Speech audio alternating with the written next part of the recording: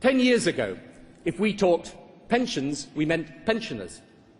Immigration was hardly raised. Terrorism meant the IRA. Not anymore. We used to feel we could shut our front door on the problems and conflicts of the wider world. Not anymore. Not with globalization, not with climate change, not with organised crime, not when suicide bombers born and bred in Britain bring carnage to the streets of London in the name of religion. And when a speech by the Pope to an academic seminar in Bavaria leads to protests in Britain. The question today is different from the one we faced in 1997. It is how we reconcile openness to the possibilities of globalization with security in the face of its threats. How to be open and yet secure. And again, there is a third way. Some want to fortress Britain, job protection, pull up the drawbridge, get out of international engagement. Others see no option but to submit to global forces and let the strongest survive. Our answer has to be very clear. It is once again to help people through a changing world by using collective power to advance opportunity and provide security for all. To reconcile openness and security as once we reconciled aspiration and compassion, not as enemies, but as partners in progress. The British people today are reluctant global citizens. I want them to be confident ones. We should get a few facts straight. Under this government, crime has fallen, not risen. We're the only government since the war to do it. Asylum applications are dealt with faster, removals are greater. The system infinitely better than the chaos we inherited in 1997. But the fact is, the world is changing so fast that the reality we are dealing with, mass migration, organised crime, antisocial behaviour, it's simply engulfing systems that were designed for a time gone by. 30 million people now come to Britain every year. Visitors, tourists, workers, students, and our economy needs them. 227 million pass through our airports. Yet we have no means of checking who is here lawfully. The fundamental dilemma is this: how do we reconcile liberty with security in this new world? Let me say something to you. I don't want to live in a police state or a big brother society or put any of our essential freedoms in jeopardy. But because our idea of liberty is not keeping pace with change in reality, these freedoms are in jeopardy. When a crime goes unpunished, that is a breach of the victim's liberty and human rights.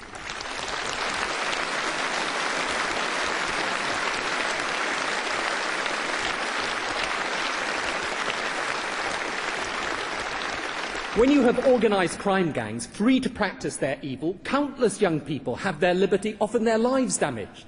And when antisocial behaviour goes unchecked, each and every member of the community in which it happens has their human rights broken. When we can't deport foreign nationals, even when inciting violence, this country is at risk. Immigration has benefited Britain.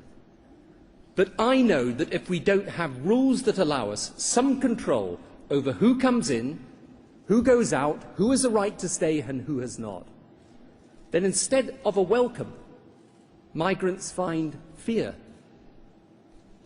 We can only protect liberty by making it relevant to the modern world.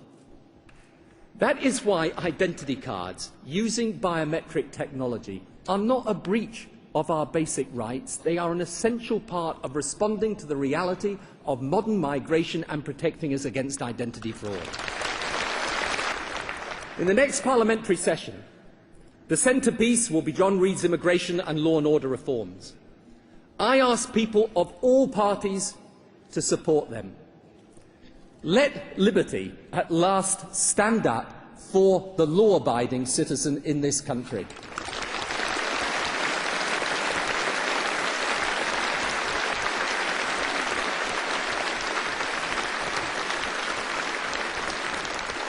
And of course, the new anxiety is the global struggle against terrorism without mercy or limit. This is a struggle that I believe will last a generation and more. But I also believe this passionately. We will not win until we shake ourselves free of the wretched capitulation to the propaganda of the enemy that somehow we are the ones responsible.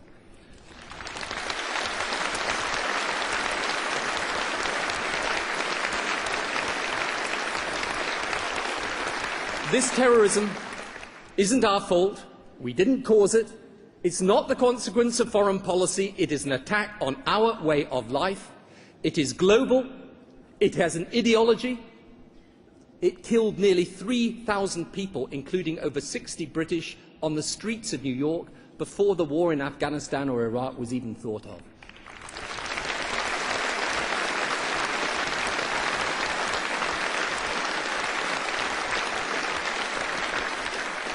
It's been decades growing, and its victims are in Egypt, Algeria, Indonesia, India, Pakistan, Turkey, over 30 nations in the world. And it preys on every conflict, and it exploits every grievance. And its victims are mainly Muslim. This is not our war against Islam. This is a war fought by extremists who pervert the true faith of Islam.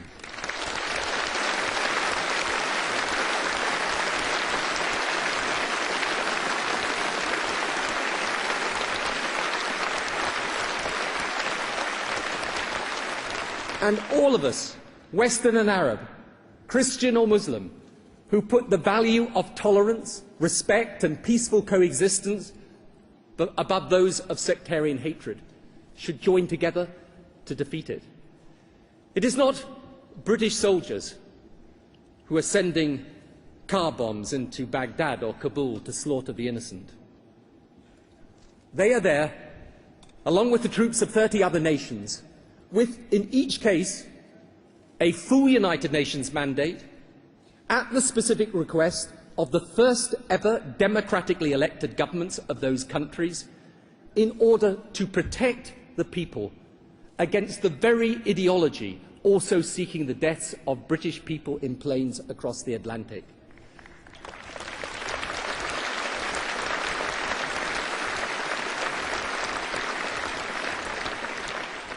If we retreat now, hand over Iraq to al-Qaeda and sectarian death squads, Afghanistan back to al-Qaeda and the Taliban, we won't be safer. We will be committing a craven act of surrender that will put our future security in the deepest peril.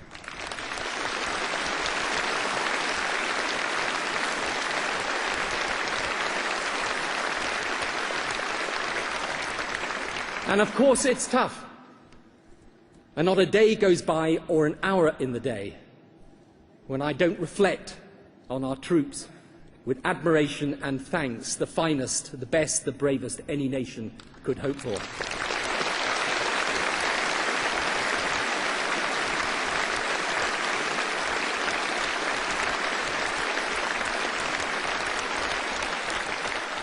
They are not fighting in vain but for this nation's future. But I know this is not a conventional war. It can't be won by force alone. It's not a clash of civilizations. It's about civilization, about the ideas that shape it. And from 9/11 until now, I've said again and again, if we want our values to be the ones that govern global change, we have to show that they're fair, just, and delivered with an even hand. From now until I leave office, I will dedicate myself the same commitment I've given to Northern Ireland to advancing peace between Israel and Palestine.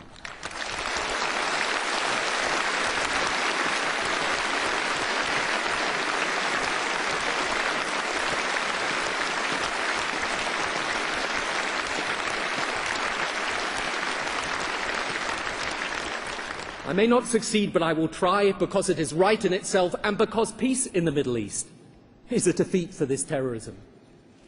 We must never again let Lebanon become the battleground for a conflict that neither Israeli nor Lebanese people wanted, though it was they who paid the price for it. And peace in Lebanon would be a defeat for this terrorism. Action in Africa is a defeat for terrorism. And what is happening now in the Sudan cannot stand. If this were in the continent of Europe, we would act. Showing an African life is worth as much as a Western one. That might help defeat terrorism too.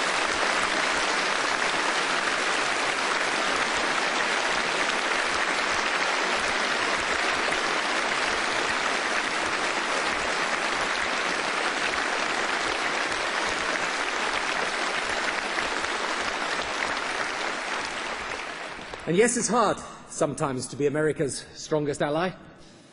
And yes, Europe can be a political headache for a proud sovereign nation like Britain. But believe me, there are no half-hearted allies of America today and no semi-detached partners in Europe. And the truth is, nothing we strive for, from the world trade talks to global warming to terrorism and Palestine, can be solved without America or without Europe.